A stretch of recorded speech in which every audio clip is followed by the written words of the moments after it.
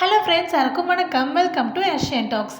இன்றைக்கி சிறகடிக்க ஆசையில் நகை மாறி போனதுக்கான காரணம் மனோஜும் விஜயாவும் தான் சொல்லிட்டு முத்து நம்புகிறாரு. ஆனால் அதுக்கான ஆதாரத்தை ரெடி பண்ணுன்றதுக்காக முத்துவும் எவ்வளவோ ட்ரை பண்ணுறாரு.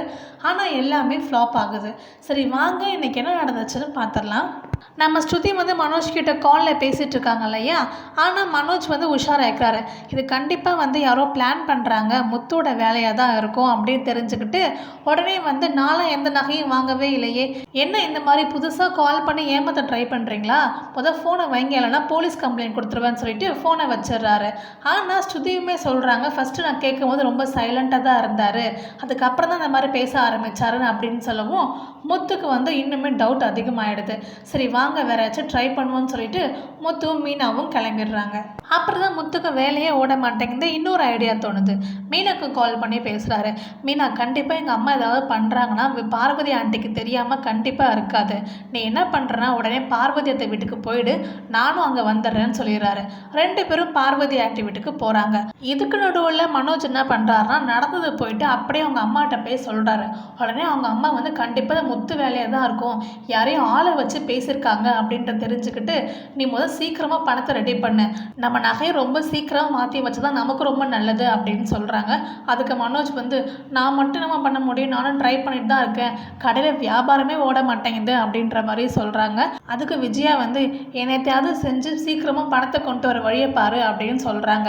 நம்ம முத்துவும் மீனாவும் விஜயாவோட ஃப்ரெண்டு பார்வதி வீட்டுக்கு போயிருக்காங்க இல்லையா, அங்கே போய் அவங்ககிட்ட நார்மலாக பேசுகிறாங்க. அப்போ முத்து ஓப்பனாகவே சில விஷயங்கள் கேட்குறாரு. இந்த மாதிரி பாட்டிக்கு நகை வாங்க போனோம், அப்போ நகை கவரினாக இருந்துச்சுன்னு சொல்லிட்டு சொல்கிறாங்க. அதுமாதிரி பார்வதி ஆண்டியும் சொல்கிறாங்க, இதெல்லாம் விஜய் எனக்கு முன்னாடியே சொல்லிட்டாலே அப்படின்ற மாதிரி சொல்கிறாங்க. ஆனால் முத்து ரொம்ப சென்டிமெண்ட்டாக பேச ஆரம்பிக்கிறாரு. அதெல்லாம் கேட்டு பார்வதி ஆண்டிக்கே கொஞ்சம் மனசு இலகுது. அவங்க சொல்லலான்னு வாயை எடுத்துட்டாங்க. கரெக்டாக அந்த டைம் பார்த்து விஜயா வந்துடுறாங்க. எப்பவும் போலே முத்துக்கிட்ட மீனாக்கிட்டே ரொம்ப திமிராகவே பேசுகிறாங்க. அதுக்கப்புறம் முத்துவும் மீனாவும் நாங்கள் கிளம்புறோம் அப்படின்ற மாதிரி சொல்லிட்டு கிளம்பி வந்துடுறாங்க. அதுக்கப்புறம் தான் விஜயாவுக்கு பயம் வந்துருச்சு. உடனே பார்வதி கிட்ட கேட்குறாங்க, எதுக்கு இவங்க வந்தாங்க அப்படின்னு சொல்லி கேட்கவும் அவங்க சொல்கிறாங்க, நகையை பற்றி கேட்க தான் வந்தாங்க அப்படின்னு. உடனே விஜயாவுக்கு பயங்கர ஷாக்கு. உண்மையை சொல்லிட்டியா அப்படின்ற மாதிரி கேட்கவும், இல்லை இல்லை நானும் எதுவும் சொல்லலை, ஒரு நிமிஷம் லேட்டாக வந்தால் கூட கண்டிப்பாக சொல்லியிருப்பேன் அப்படின்ற மாதிரி சொல்கிறாங்க. விஜயாவுக்கு இப்போ தான் நிம்மதியாக இருக்குது. நல்ல வேலை சொல்லலை, சொல்லியிருந்தீங்கன்னா அவ்வளோதான் அப்படின்ற மாதிரி யோசிக்கிறாங்க. ஆனால் முத்து விடுற மாதிரியே இல்லை. வெளில மீனா கிட்ட சொல்கிறாங்க, கண்டிப்பாக அத்தைக்கு ஏதோ உண்மை தெரிஞ்சிருக்கு, ஏதோ சொல்ல வந்தாங்கல்ல அப்படின்ற மாதிரி கேட்குறாங்க. மீனாவும் ஆமாங்க ஏதோ சொல்ல வந்தாங்க, அதுக்குள்ளே அத்தை வந்துட்டாங்க அப்படின்ற மாதிரி சொல்கிறாங்க.